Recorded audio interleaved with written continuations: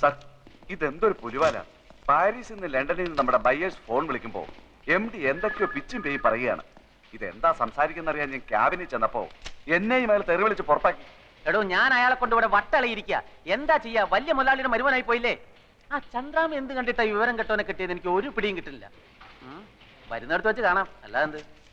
അതായത് സാറിന്റെ കമ്പനിക്ക് എന്റെ കമ്പനിയുടെ തുണി തരാം. കഴിഞ്ഞ 2 കൊല്ലമായി സാറേ ഞാൻ ഇതിനു വേണ്ടി ഇവിടെ കയറി ഇറങ്ങാൻ തുടങ്ങിയിട്ട്. പക്ഷെ മാനേജർ കഴിഞ്ഞ 16 കൊല്ലമായി വേറൊരു കമ്പനിക്കാണ് ഈ ഓർഡർ കൊടുക്കുന്നത്. സത്യം പറയാമല്ലോ സാർ, 5000 രൂപ വരെ കമ്മീഷൻ കൊടുക്കാമെന്ന് പറഞ്ഞതാ. എന്നിട്ടും കാര്യം നടന്നില്ല. വേഗം കൊണ്ടാവനെ, ദാഹിച്ചിട്ട് തൊണ്ട പൊട്ടാറായി.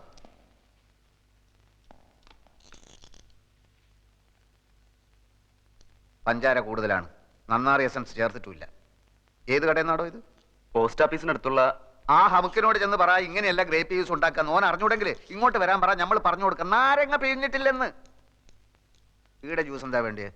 Grape, pineapple, orange, mango, sathukudi? ഒന്നും വേണ്ട, താങ്ക്സ്. ഇനിയിപ്പോ നിങ്ങള് മാനേജർക്ക് കൊടുക്കാന്ന് പറഞ്ഞ 5000 റുപ്യന്റെ കമ്മീഷൻ ഞമ്മക്ക് തരുക. ഒരു മുതലാളിക്ക് എങ്ങനെ കമ്മീഷൻ കൊടുക്കുന്നതായിരിക്കും. അത് സാരമില്ല, ഞമ്മക്ക് പൊതുവെ കമ്മീഷൻ വലിയ ഇഷ്ടാ. നിങ്ങൾ 5000 റുപ്യ തരി. നിങ്ങളെ കമ്പനീന്റെ തുണി ഞമ്മളെ കമ്പനി വാങ്ങുന്നു. എന്താ പോരെ? എത്രയോ വർഷമായിട്ട് വേണുവേട്ടന്റെ വീട്ടുകാർക്കല്ലേ ഓർഡർ കിട്ടിക്കൊണ്ടിരുന്നത്. ഇപ്പൊ ചേട്ടൻ എന്ത് തെറ്റ് ചെയ്തിട്ടാ കമ്പനി ഓർഡർ മാറ്റി കൊടുത്തത്? ഞാൻ മാനേജറോട് ചോദിക്കട്ടെ. മാനേജറുടെ സത്യേട്ടൻ ചോദിച്ചു. അപ്പൊ മാനേജർ പറഞ്ഞു ആൽഫിയാണ് മാറ്റി കൊടുത്തതെന്ന്. മാനേജർ മാറ്റരുതെന്ന് പറഞ്ഞപ്പോ ആൽഫയോട് തട്ടിക്കയറിയെന്നും പറഞ്ഞു. അനിയും കുഞ്ഞൊന്ന് വിളിച്ച് ചോദിച്ചു നോക്ക്. സർ, കൺസൈൻമെന്റ് അയക്കാൻ ഇപ്പൊ തന്നെ ഒരുപാട് വൈകി. LC ഓപ്പൺ ചെയ്യണം. LC ഇതുവരെ വന്നിട്ടില്ല. ഓൾ എവിടെ പോയി? സാർ, ഞാൻ അപ്പോഴേ സാറിനോട് പറഞ്ഞല്ലേ കുഴപ്പമാവുന്നു. ഇതാ വർമ്മ സാർ ലൈനിലുണ്ട്. സാറിനോടൊന്ന് അത്യാവശ്യമായി വീട്ടിലോട്ട് ചെല്ലാൻ. നമുക്ക് സൗകര്യം ഇല്ലെന്ന് പറ. അയാൾ വിളിക്കുന്നിടത്തൊക്കെ ചെല്ലലല്ല നമ്മളെ പണി. അങ്ങോട്ട് വരാൻ സൗകര്യം ഇല്ലാന്ന് പറഞ്ഞു. അങ്ങനെ പറഞ്ഞോ? പറഞ്ഞു സാർ. എന്നാ ഞാൻ അങ്ങോട്ട് വരാം. Okay sir. വർമ്മ സാർ ഇങ്ങോട്ട് വരാന്ന് പറഞ്ഞു. നമുക്ക് അർജന്റായിട്ട് പുറത്തേക്കൊന്ന് പോകണം. വർമ്മ സാർ വന്നാ അയാളോട് പോയി പണി നോക്കാൻ പറ.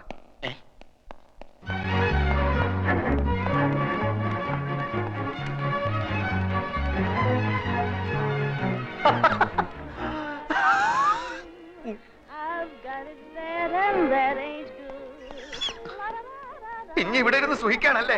ഞമ്മളെ കൊണ്ട് കഴിയില്ല ഇനി ഇവിടെ ഇരിക്കാൻ. ആകെ കുലുമാല്. മനുഷ്യന് മനസ്സിലാവാത്ത ഭാഷയിൽ എഴുത്തും കുത്തും വർത്താനോ. ഫോണെടുത്ത് പോയാ മുഴുവൻ മുടിഞ്ഞ ഇംഗ്ലീഷ്. കുറെ നായിന്റെ മക്കളെ നമ്മൾ കുളിച്ച് തെറി വിളിച്ച് എന്നിട്ട് രക്ഷയില്ല. നീ ഇപ്പൊ എന്തിനാ ഇങ്ങോട്ട് വന്ന്? താൻ എന്തെങ്കിലും അനാവശ്യം പറഞ്ഞിട്ടുണ്ടാവും, അല്ലാതെ വെറുതെ ചൂടാവുന്ന ആളല്ല. ഞാൻ വേണമെങ്കിൽ മാപ്പ് ചോദിക്കാം സാർ. ആദ്യം എന്താ ഉണ്ടായെന്ന് അറിയട്ടെ.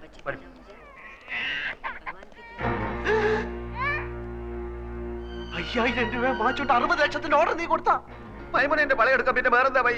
മൈമുനയുടെ എന്നെ കൊടുത്ത് ഞാനിപ്പോ എന്ത് ചെയ്യും? ഒന്നുകിൽ ആ പണി വേണ്ടത് എന്നിട്ട് കുറെ കാലത്തേക്ക് ലീവ് ഒന്നും എടുക്കേണ്ട കാര്യമില്ല.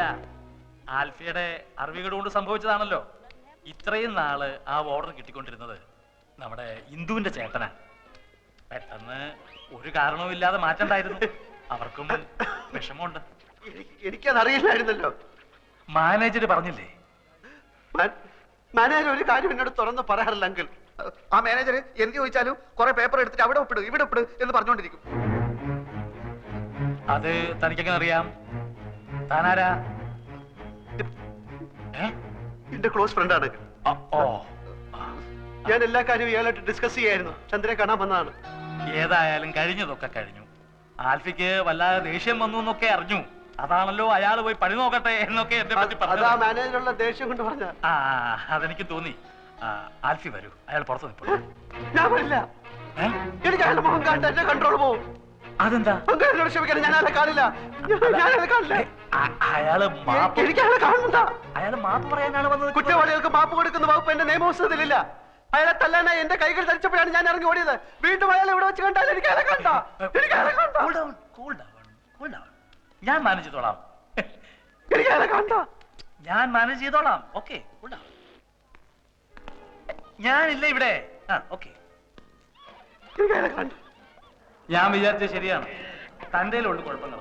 ഇനി എന്തെങ്കിലും പ്രശ്നം ഉണ്ടായാൽ താൻ എന്നെ അറിയിച്ചാൽ. എന്റെ കയ്യിൽ തെറ്റുണ്ടെങ്കിൽ ഞാൻ മാപ്പ് ചോദിക്കാം സാർ. എനിക്ക് അയാൾ ആകെ ടെൻസ്ഡ് ആയിട്ട് നിൽക്കുകയാണ്.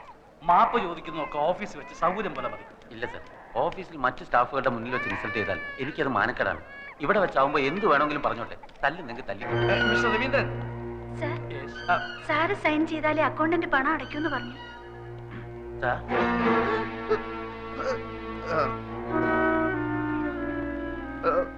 എന്നോട് ആരോടോ അകത്ത് വരാൻ പറഞ്ഞത്? എന്റെ മുഖം എനിക്ക് കണ്ടെന്ന് നമ്മൾ പറഞ്ഞല്ലേ? വലിയ കോട്ടൊക്കെ ആയിട്ട് ഇറങ്ങിയിരിക്കുന്നു. സാർ ഞാനൊരു ഒന്നും പറയണ്ട. ഞാൻ ആൽഫി ആയതുകൊണ്ടും അപ്പു എന്റെ ചങ്ങാതി ആയതുകൊണ്ടും നമ്മൾ പറയാണ്, ഇവൻ എന്ത് ആഫീസിൽ നടന്നാലും അപ്പ പൊരയിലേക്ക് വിളിച്ചു പറയും. മേലാൽ എന്റെ ആഫീസിൽ നടക്കുന്ന കാര്യങ്ങൾ പൊരയിലേക്കോ മറ്റോ വിളിച്ചു പറഞ്ഞാൽ നമുക്ക് ഒന്നുകിൽ ഞാൻ അല്ലെങ്കിൽ ഒരാൾ മാത്രമേ ആഫീസിൽ ഉണ്ടായി നോക്കിക്കോളൂ. സാർ ചന്ദ്രാമയോട് ചോദിക്കും സാർ. 9 വർഷമായി ആത്മാർത്ഥമായി ജോലി ചെയ്യാണ് ഞാൻ. ഒരു കംപ്ലൈന്റും കേൾപ്പിച്ചിട്ടില്ല. ഇക്കുട്ടി നിങ്ങൾക്ക് എല്ലാവർക്കും പറ്റിക്കാൻ പറ്റും. കാരണം ഓള് പാവ കിടക്കുന്ന കടപ്പ് കണ്ടില്ലേ, ഭയത്തടി വെട്ടിട്ട പോലെ. എന്റെ പൊന്നും കട്ടെ മോളെ ഇന്നെ ഓർമ്മിച്ച് നമ്മൾ ഇയാളെ വെറുതെ വിടുന്നു. പോ എന്റെ മുമ്പിൽ നിന്ന്.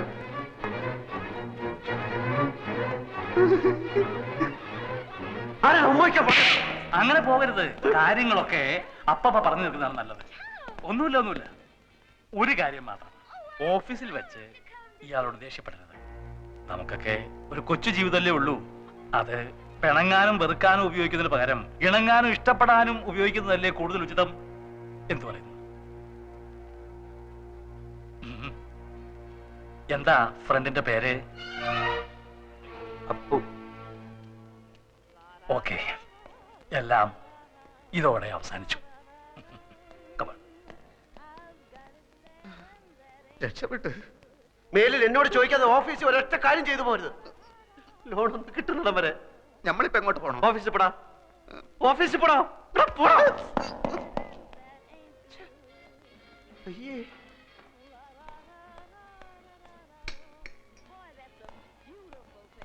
അയ്യേ, ആ വിവരം കേട്ടവൻ ഇങ്ങനെ കയറി ഉമ്മ വയ്ക്കുമെന്ന് ഞാൻ വിചാരിച്ചില്ല. കൂടെ ഉണ്ടായിരുന്ന മാനേജർ എന്റെ അളിയനാണ്. അതുകൊണ്ട് എനിക്ക് കയറി പിടിക്കാനും പറ്റിയില്ല. സാരമല്ല, ഇത് തുടച്ചാ പോകും. അയ്യേ, എന്തിനാ കരയുന്നത്? ഇങ്ങനെയുള്ള കാര്യങ്ങളിലൊക്കെ കരഞ്ഞാല് എന്റെ കാര്യം ഒന്ന് ആലോചിച്ച് നോക്കി. ജീവിതകാലം മുഴുവൻ കരയേണ്ടവനല്ലേ ഞാനത് ഹാപ്പി ആയിരിക്കുന്നു. ഒരു കുഴപ്പമില്ല. പക്ഷെ അവൻ കാണിച്ചത് തെറ്റാണ്. എന്നാലും നമ്മള് ഇങ്ങനെയുള്ള സിറ്റുവേഷൻ നമ്മൾ സ്ട്രോങ് ആയിട്ടിരിക്കണം. അല്ലാതെ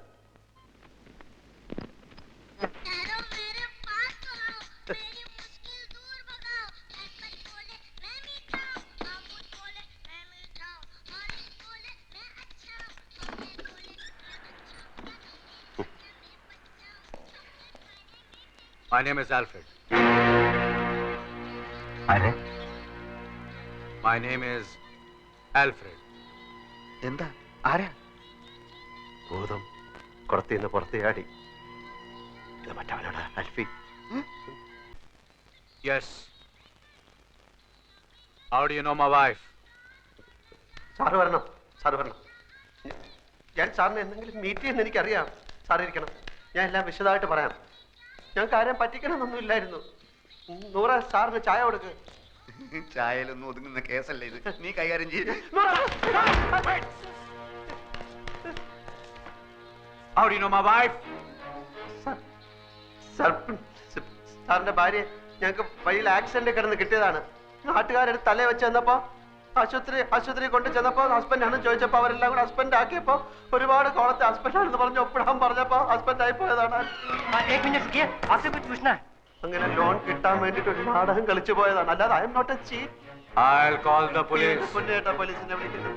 Okay, now explain everything nice to me. ഗതികെട്ട ഒരു പയ്യന്റെ മനസ്സ് ചേട്ടെങ്കിലും മനസ്സിലാക്കണം. എന്നോട് മാപ്പാക്കണം. ഓനോടൊന്നും തുറന്നു പറയല്ലേ. ഓ നമ്മൾ വിചാരിക്കുന്ന ആൽഫ്രഡ് അല്ല. പിന്നെ ആരാടാ? ഇവന് വട്ട. ഇവന്റെ ഭാര്യ ഏതോ കിണറ്റിൽ വീട് ചത്തു. അങ്ങനെ വട്ടായതാണ്. ആസ്പത്രി കൊണ്ടുപോകുന്ന വഴി കാറിന് ഇറങ്ങി ഓടി ഇങ്ങോട്ട് കയറിയതാ. പിടിച്ചോണ്ട് പോണോ ഇവനെ? You take care of my wife. You know my wife. You know my wife. You please take care of her. Take care of her. I get a lot of things from America. She's a very nice girl. I love her very much. I love her. You take care of my wife. I love her very much. I love my wife. കാലത്തിന് ഒരു കോട്ടിട്ട ബട്ടന്റെ കാലുമല വീഴേണ്ട വല്ല കാര്യം ഉണ്ടായിരുന്നു? കാര്യങ്ങളുടെ പോക്ക് ഇങ്ങനെയാണെങ്കിൽ ആ പോയവന്റെ കണ്ടീഷനായി പോകും ഞാനും.